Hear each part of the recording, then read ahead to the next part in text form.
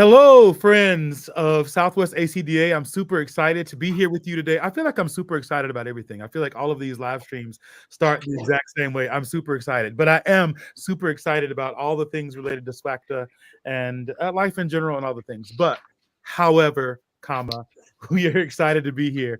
I'm here with Franco Basili and Braden Sanford.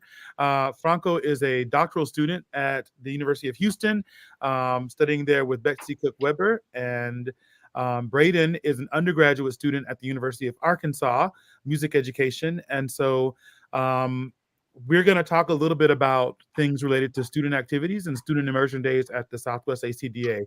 Before we get started, I just want to remind everyone that there's still time to register for Southwest ACDA.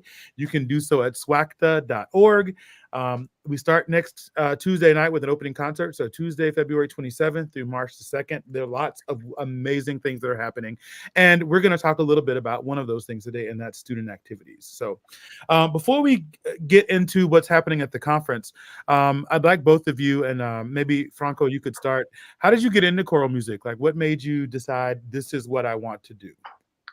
I think it was my first conducting class. I was 16 years old. I was at the conservatory in my hometown, Tandil, in Argentina. And I had someone encouraged me to take conducting just because that will make me a better musician. I have a training as a pianist. And I remember the first time that I stood up in front of the podium and then waved my hands, and then the people that were there opened their mouth and they created something that was beautiful. So it's like, whoa, this is amazing. It's almost like a magic, like having your hands and then you put it there and then the beauty appears. So I think that was the first time that I was like, this is cool. I would like to get to know a little more about this. And that's how I started to get into the choral music. I started to sing in choirs. I mean, I did children choir when I was a kid as part of my education at the conservatory, but I never paid attention that much. It was, I think, the first time that I stood up in front of a podium and waved my hands, and the music just emerged from the choir. So yeah, that's how I got into it. I was 16, and since then I didn't stop. And here I am doing my doctorate in in the US. So I love that. I love that. And by the way, you are one of the finalists for our ACDA graduate conducting competition. Exactly. Yeah, I'm super excited about that and get to work with Dr. McMullen. She's a fantastic musician. She was, I think, the first doctoral student of Rick Biela. That was my teacher when I was doing my master's at Carthage. Okay. So I'm super excited to get to know her more and get to work. Yeah, that's going to be cool. Braden, tell us a little bit about how you came to love and to be interested in choral music and choral music education. For sure. So first off, my story's not that cool, but I was just kind of plopped into choir at 7th grade, and I was like, I don't really know what this is, but stuck with it until high school, and I was like, wow, this is really awesome. And I think it was about my senior year that I was like, I really want to go into the choral field, or just like the education. It was just so enticing. I had so many great directors that just kind of like geared me towards that, and just so many connections was made with a bunch of camps that I used to go to and stuff. And so yeah, that was kind of like my bringing into the choral program. And then just since college, like I'm a senior, so I'm a little seasoned in the college realm or undergrad realm. So and with a lot of mentoring from Dr. Murdock and a bunch of other professors, it's only grown that, and it's just been so cool getting to do all of these things that I'm just like, I don't understand how I get to do it, but I just think it's really awesome. So that's kind of my thing. And Braden, you're conducting at the University of Arkansas. You're working with the University Children's Choir. You've also, what's that experience been like? That has been really awesome, actually. Before doing so, I was like, I don't know how to teach little children, or that was just like an unknown concept to me. I was like, I do not understand how anyone could do that. And even a little bit, I'm just like, wow, this is really, really hard. But it's just so cool seeing like, little kids from like ages 7 all the way up to senior year of high school, or I guess 18, if that makes sense. Anyway, just like that wide range is just such a crazy experience that I get to see all ages of kids and all ages of their brains. And there's a lot of funny stories that come with that, but it's been really awesome getting to do that. But yeah. Yep, yep. Kids, it's interesting. I've got a 12-year-old and a 10-year-old, and one of them is now singing in like one of the Circle the State with Song things in Indiana. And as I'm working with my 10-year-old on like learning the music and all the things, I'm reminded of how difficult a job it can be to to wrangle little kids. So I appreciate those who do that and have the patience to do that. So kudos. Listen, we're going to shift very quickly to talk about ACDA next week. And for those folks who are watching, if you have questions about what you might expect or questions about the immersion days or anything else that's related to ACDA, please put them in the chat and we'll try to answer them. But Franco is also one of our leaders for the student immersion day for college students. So Franco, can you just tell us a little bit about like what a college student might expect, what the offerings entail and so forth and so on for next week?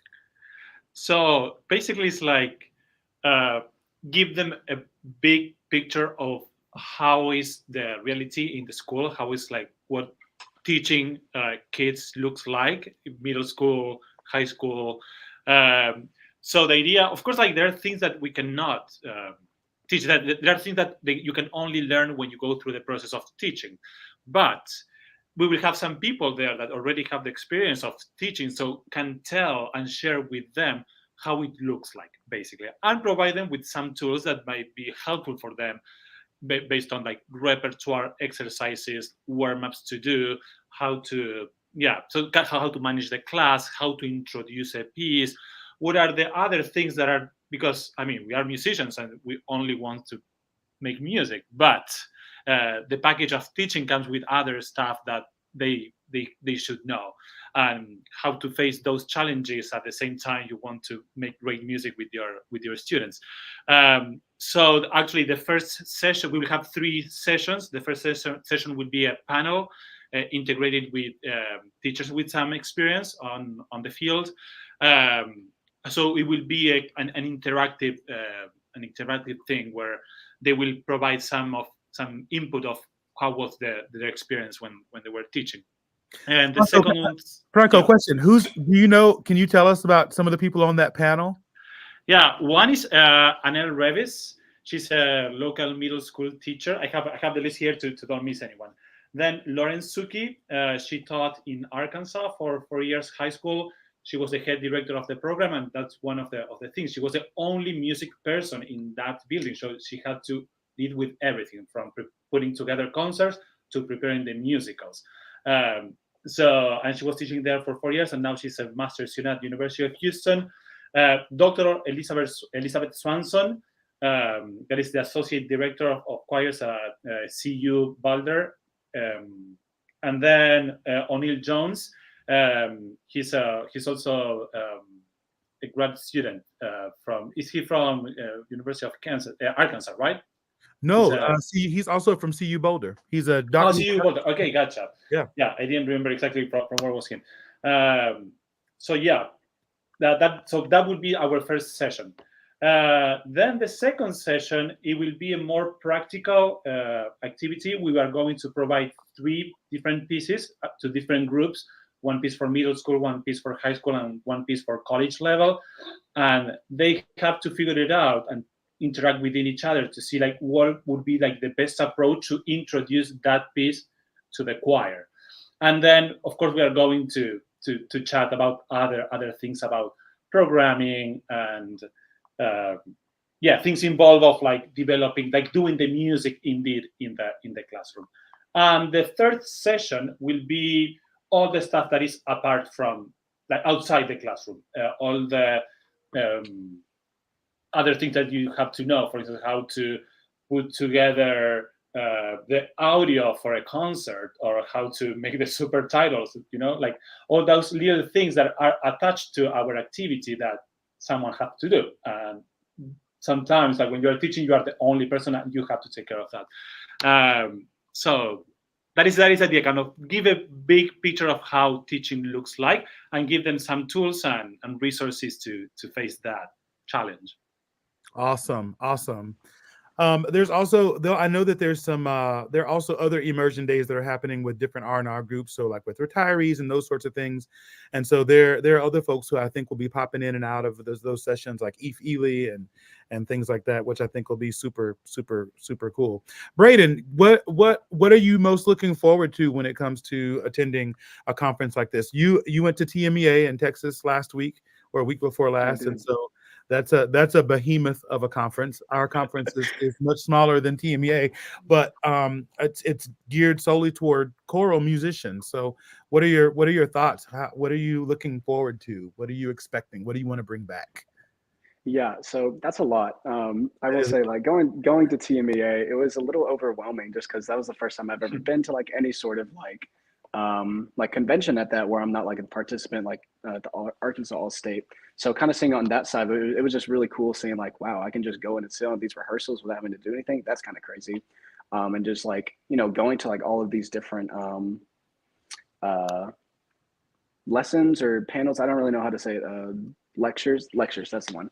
And just doing all that. And so I'm really excited for SWACDA just because like this is going to be that same thing. I know a little bit what to look for now, or just like how that whole process looks like. And I mean, I don't know how big it's going to be, but I can't imagine it'd be bigger than TMEA, like building space, that is, not like any other thing. But yeah, I'm just looking forward to just learning as much as I can from this conference and just taking back and applying some of it to some teaching that I'm already doing, or just what I can do in the future.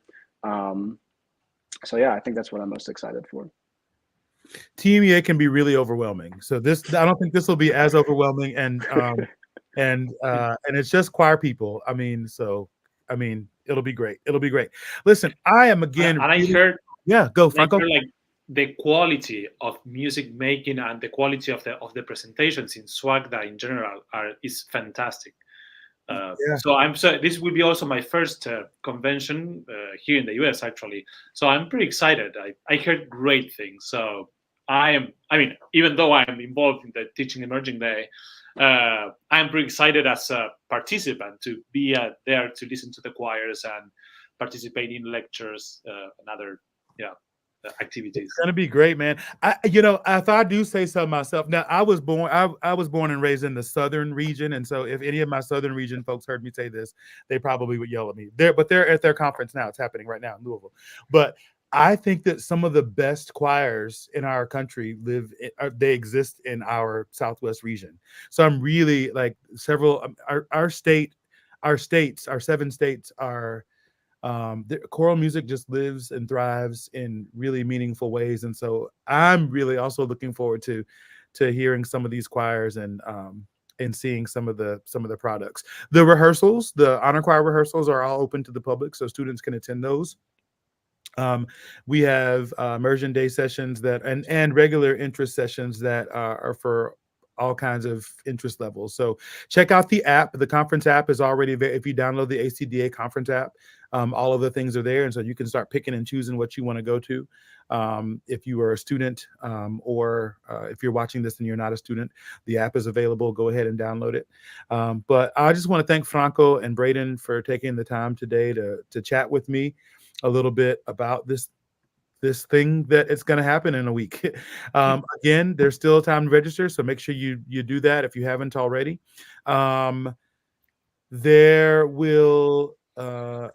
There will be time to ask questions in the immersion day as well. But if you want to respond to this video, you can, and one of us will get back to you and answer your questions if there are none right now live. Braden or Franco, do you have anything that you want to add before we sign off? I am pretty sure that this will be fantastic and it will be a great experience for me and for everyone. So yeah, I'm super looking forward to it. Yes. Yeah, me too. Ditto. Yeah, pretty much. That summed it up. All right, y'all. Well, thank y'all for being with us today. And I'll be back tomorrow to talk to some of our honor choir clinicians, and you'll get to ask them questions and see what kind of literature they're planning for their students. But until then, thank you for tuning in, and we will see you next week at SWACDA for a limitless experience. Y'all have a wonderful day. Take care. Bye.